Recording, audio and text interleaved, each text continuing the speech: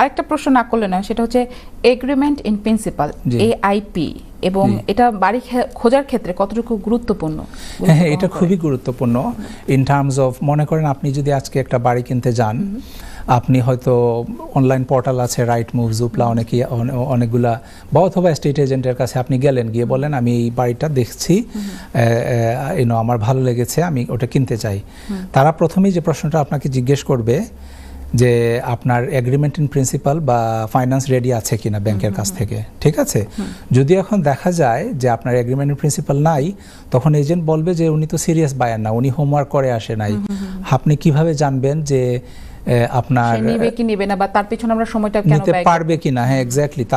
তাদের সময় যে ব্যয় করবে, ওদের বাড়িটা দেখাবে, বা আজকাল আমি লক্ষ্য করেছি যে আপনার বাড়ি দেখায় না তারা এগ্রিমেন্ট প্রিন্সিপাল ছাড়া। তো আপনি একটা বাড়ি হয়তো পছন্দ করলেন অনলাইনে দেখে, আপনি ফোন করে বললেন যে আমি অ্যাপয়েন্টমেন্ট নিতে চাই, তাই সে এলিজিবল কিনা সেটা আগে জানতে হবে, আগে জানতে। হ্যাঁ, এটাই তো, ফাইন্যান্সিয়াল এলিজিবিলিটি আছে কিনা ওই বায়ারের অথবা প্রসপেক্টের, সেটা তারা যাচাই করে এজেন্টরা অথবা সেলাররা এটা দিয়ে। সুতরাং এগ্রিমেন্ট এটা খুবই গুরুত্বপূর্ণ। বাহ, চমৎকার।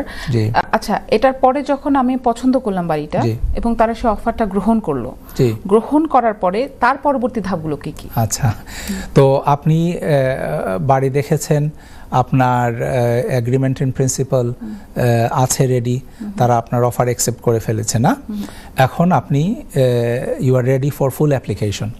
তো ফুল অ্যাপ্লিকেশনে আপনার অ্যাডভাইজার যেহেতু আপনাকে সে এগ্রিমেন্ট ইন প্রিন্সিপাল দিয়ে দিয়েছে, অ্যান ইন্ডিপেন্ডেন্ট এক্সপিরিয়েন্সড অ্যাডভাইজার আপনার ফুল সার্কামস্টেন্সেস ওইটাকে আপনার অ্যাসেস না করে এগ্রিমেন্ট ইন প্রিন্সিপাল দেবে না। অনেকে আছে আমাদের কাছে এসে বলে, ও এগ্রিমেন্ট ইন প্রিন্সিপাল এটা তো কিছু না, এটা দিয়ে দেন, আমি যা বলছি ওইটার উপরে দিয়ে দেন। এক্সপিরিয়েন্স ভালো অ্যাডভাইজার যারা, তারা আপনার অ্যাসেসমেন্ট পুরাপুরি না করে, ফাইন্যান্সিয়াল অ্যাসেস না করে দিবে না ওই এগ্রিমেন্ট প্রিন্সিপাল। তার মানে আপনার ওই স্টেজে আপনার সব কিছু রেডি আছে, আপনার ফাইন্যান্সিয়াল অ্যাডভাইজার বা মর্গেজ ব্রোকারের সব কিছু জানা আছে, সব ইনফরমেশন আছে। সো পরবর্তী ধাপটা হচ্ছে ফুল অ্যাপ্লিকেশন। এখন এই ফুল অ্যাপ্লিকেশনে obviously there are other things involved as well. আচ্ছা, এই যে পুরো প্রক্রিয়ার মধ্যে, এটার মধ্যে হচ্ছে আসলে কোন পেশাজীবীরা, মানে কোন প্রফেশনালরা জড়িত থাকেন, এবং এরা যে জড়িত থাকেন এদের ভূমিকাটা আসলে কি? জি জি, অবশ্যই। তো এই প্রশ্নতেই আমরা যাচ্ছিলাম, আপনি খুব সুন্দরভাবে ধারাবাহিকভাবে প্রশ্নগুলো করছেন। তো যেহেতু আপনি এখন you are ready to go into full application, তাই না? তো ফুল অ্যাপ্লিকেশনে যখন আপনি অ্যাপ্লিকেশন সাবমিট করবেন ল্যান্ডারের সাথে, ল্যান্ডার জানতে চাইবে আপনার সলিসিটারকে, কারণ মর্গেজ অ্যাডভাইজার আমি বা আমার মতো যারা আছে তারা তো we get the finance ready, আমরা বাড়ি কেনার টাকাটা রেডি করে দেই, ঠিক আছে? মেক শিওর দ্য ফাইন্যান্সটা রেডি আছে। নেক্সট হচ্ছে যে আপনার ফাইন্যান্সটা রেডি হওয়ার পরে আপনার কিন্তু অফার যখন আসবে তখন কনভেন্সিং এর কাজ শুরু হয়ে যায়। তো এই জন্য আপনার একজন সলিসিটার লাগবে, ঠিক আছে? তো সলিসিটার ছাড়া, মর্গেজ অ্যাডভাইজার ছাড়া আপনার এস্টেট এজেন্ট তো লাগবেই, কারণ estate agent, most properties are marketed by estate agents, right?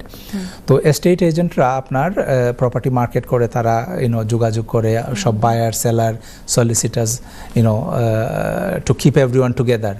এছাড়া যে প্রফেশন আরেকজন আছে, সার্ভেয়ার যে সার্ভে করে, যে আপনার বাড়িতে যাবে, যখন আপনি অ্যাপ্লিকেশনটা সাবমিট করবেন তখন bank normally they go to an independent surveyor. তো ইন্ডিপেন্ডেন্ট সার্ভেয়ারকে তারা পাঠাবে বাড়ি দেখার জন্য। সামটাইম তারা ফিজিক্যালি যায়, আবার অনেক সময় তারা আপনার ডেস্কটপ সার্ভেও করে ফেলে আজকাল।